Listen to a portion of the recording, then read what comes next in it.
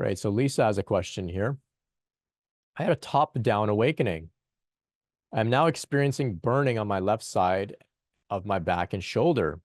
Is this the energy working on my heart chakra blockages? Thanks in advance. And the other Lisa here is saying, this is exactly what I'm experiencing. Some synchronicity going on here today. So yeah, it seems to be that, whenever we experience some sort of visceral challenge, uh, pain, burning, cold, tension, um, even emotions caught up in certain areas, lumps in our throat, tension in the chest. There's work being done there. This is the general paradigm that I come from. There's work being done there. And so we don't want to say, oh, my body's hurting in certain areas. This is so bad. How can I cure it?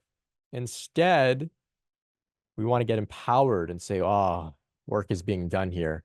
There's things that I've been carrying here in my heart and my shoulders and my back that I don't even know because it's just become commonplace for me. And she's working to relieve me of those things. So thank you. Thank you. This too shall pass. It's not going to be forever. And once it's over, oh, I'm going to be so light, so relaxed, so relieved. So this is the attitude that we can bring to the table is appreciation. She's like a massage therapist massaging those areas out for us. And it's difficult, it's painful. I've been to some massages, I'm laying on the bed, tearing up, crying.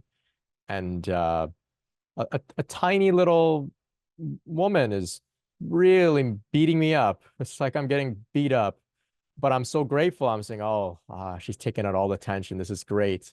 Once this massage is over, it's going to be okay. I'm going to be much, much better. And of course, a couple of days later, after the soreness wears off, you feel like you've released something. And this is exactly what's happening here.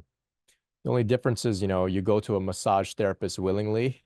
Sometimes the Kundalini comes to us without us asking for it, and that can make it a little difficult.